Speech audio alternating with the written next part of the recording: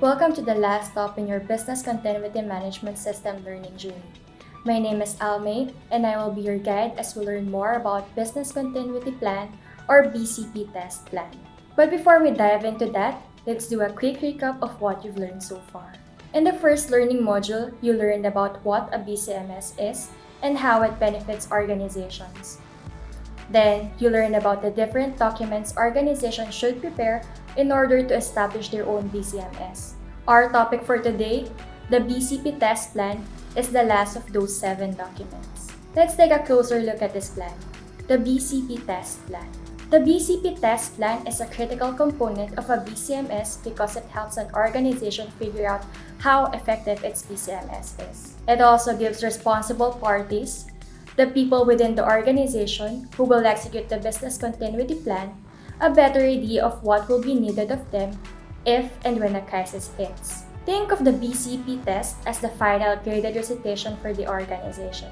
By the time it gets to this stage, it has already done a lot of studying and preparing. It has looked at all the possible crisis scenarios it could face. It has dug deep for possible solutions and strategies to recover from these disasters. And it has assigned roles to people within the organization who know what to do when a crisis happens and who are prepared to act. And now with the BCP test plan, the organization will see if all the preparation is enough. The 4 types of testing. There are 4 types of testing an organization can be subjected to as part of the BCP test plan. First is the walkthrough. In this type of test, the people within the organization who have roles in the BCP gather together to review the business continuity plan. Among themselves, they discuss the correctness of the plan, they verify if the tasks outlined in the plan are doable, and they also talk about the practicality of the plan. This discussion will likely result in changes to the BCP as the participants gain insights from each other and challenge each other on the best ways to respond to a crisis or emergency. During the walkthrough, it's important that these insights are documented so that they can be incorporated into the BCP to help improve it. The next type of testing is called tabletop testing. Like the walkthrough, tabletop testing is a discussion-based exercise. But unlike the walkthrough, tabletop testing involves a hypothetical crisis situation. The participants, again, those people who have roles in the BCP, gather together and are presented with a crisis scenario such as a big earthquake that is supposed to hit Metro Manila. The participants then discuss how they would respond to this specific scenario based on the organization's BCP. This is also a good time for the organization to look at its Crisis Management Plan or CMP. Let's make a distinction here. The BCP is designed to ensure that the organization is able to continue its critical business operation. The CMP, on the other hand, details the steps to be taken to handle the crisis, especially if it affects the organization's brand, reputation, and image. Going back to our earthquake scenario, one task under the BCP will probably be to activate an alternate site where employees can continue working in case the organization's main headquarters is damaged and unsafe for people. Under the same crisis scenario, a task under the CMP will probably be to issue a press statement to the media assuring the public that the organization will be able to continue operating, albeit in a scaled-down capacity despite the earthquake disruption. As with the walkthrough, it's important to document the results of the tabletop testing, especially the questions that may arise regarding the gaps in the organization's BCP and CMP. Again, these insights and questions will help strengthen the BCP and better prepare the organization for a crisis. The third type of testing is the simulation. As the name suggests, this test is no longer merely discussion-based. Similar to tabletop testing, participants are given a hypothetical crisis situation during simulation. But instead of just talking about how they would then handle that situation, the participants will have to follow the procedures detailed in their BCP. Meaning, they will have to execute the task they're responsible for. Compared to the 2 previous types of tests, simulation gives the participants an even better idea of how effective their BCP is. They even get the chance to experience how long it will actually take them to execute the task assigned to them. And in doing so, Maybe some personnel will realize they can't carry out their role in the BCP or they need additional help. These are all important insights that a simulation can uncover. Again, documenting the results of the simulation is very important. The organization can also conduct a debriefing after the simulation so that everyone involved can discuss the outcomes, what worked well, what didn't, and what's missing in the BCP. This will all help improve the BCP and also better prepare the personnel involved in the execution. The last test type is called Wargaming. And yes, it is as serious as it sounds. Wargaming is a lot like simulation.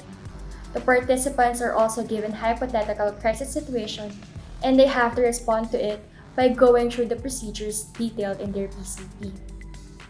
But with Wargaming, multiple departments within the organization are involved. This means the participants can be from IT, marketing, sales, purchasing, all being tested at the same time to see if they can execute the BCP and work well together during a crisis. This gives an organization an even better picture of the effectivity of its BCP because it can see how the different departments will work with and affect each other as the BCP is executed. This could uncover even more gaps in the BCP, which the organization can then address before an actual crisis occurs. Now, deciding on the type of test to be performed depends on an organization's maturity. A company with a well-established business continuity management system will likely want to go through Wargaming so that its plans are truly tested and its personnel are challenged. But for a company that is only beginning to build its BCMS and is maybe a startup, subjecting it to a simulation test will probably cause more harm than good. Can you imagine having to evacuate the company's entire office as part of the test? This would be highly disruptive for an organization that is probably still unprepared. How to execute a holistic test? Regardless of which test is performed, there are a number of must-dos to keep in mind in order to execute a holistic test. First is preparation. The personnel who will be involved in the test should familiarize themselves with the organization's BCP and their respective roles in it. Remember how I said BCP testing is like graded recitation for the finals? Personnel should prepare with that in mind because if they undergo simulation or wargaming, their decisiveness or indecisiveness will reflect on the results.